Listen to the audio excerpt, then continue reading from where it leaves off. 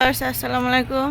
এই যে আমাদের রুফ গার্ডেনে কলাটা বাড়তি হয়ে গেছে, একেবারে ম্যাচিউরড হয়ে গেছে। তো আজকে আমরা কলার ফানাটা কেটে নিব। এই যে ভিউয়ার্স দেখেন কত সুন্দর ম্যাচিউরড হয়ে গেছে কলা। তো ছাদ বাগানের কলা খেতে খুবই স্বাদ। এই যে আমরা কলা কেটে নিব আজকে, আর এটা নেওয়ার পর 2-1 দিনের ভিতরে একে টসটসা হয়ে পেকে যাবে।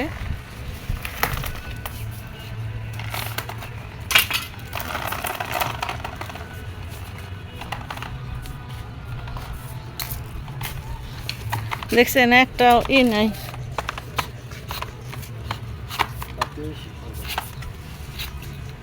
বিসমিল্লাহির রহমানির রহিম। মাশাআল্লাহ।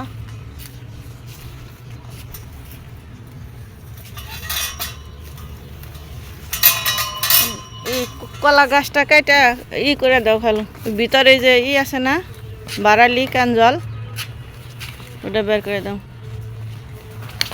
এই যে কলা গাছ কাটার পর তারপর আমরা এই যে ভিতরের যে বের হয় বারালি কাঞ্জল, ওইটা রান্না করে খাবো।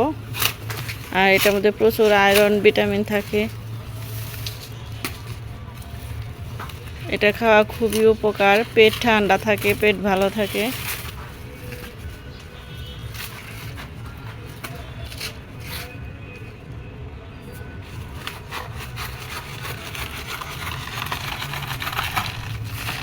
এই যে দেখেন ভিউয়ার্স কত সুন্দর ইজিভাবে কাটা যায়।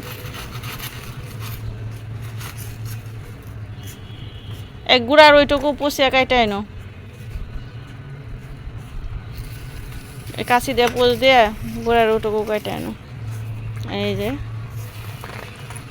হেলা ফেলা কে দেখেন, এই যে এভাবে কলা গাছের খোল থেকে বের করবে। কাছি দিয়ে ফাড় দিলে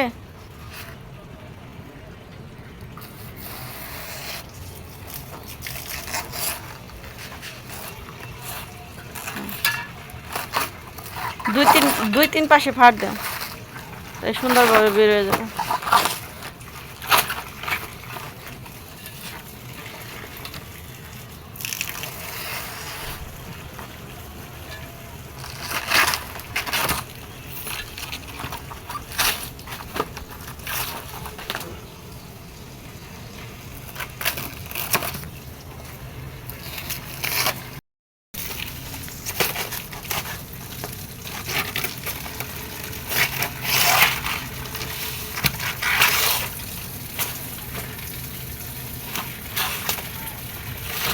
কাছে দিয়ে ডুমডুম করে খন্ড করো, তাই সুন্দরভাবে বেরোবে।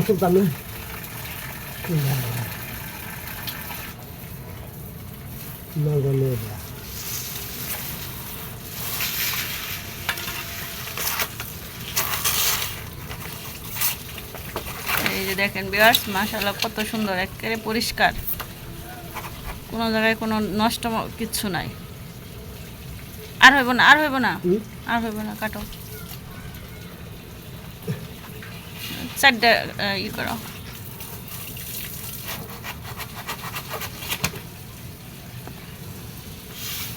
চারটা করো।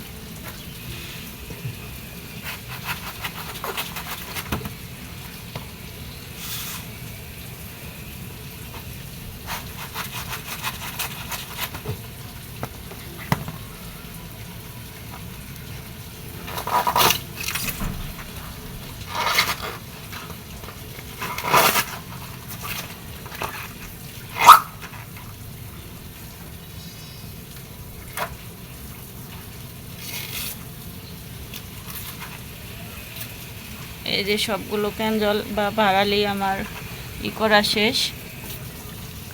তো ভিউয়ার্স দেখেন, আপনাদের এগুলো খেয়ে দেখবেন কেমন, আপনাদের বাগান থেকে কলা গাছ কেটে।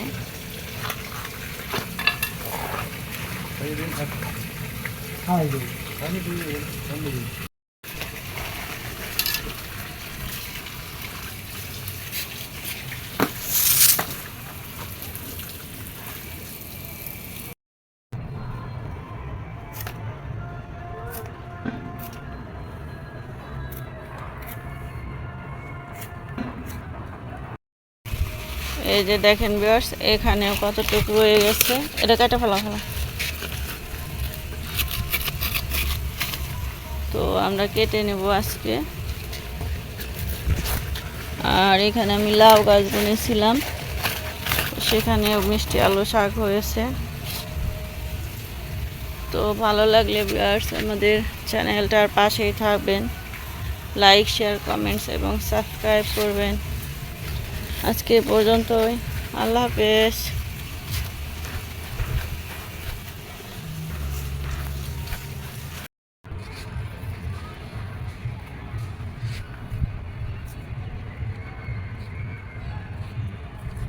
মূলা হয়েছে না নিচে খালো? মূলা হইব?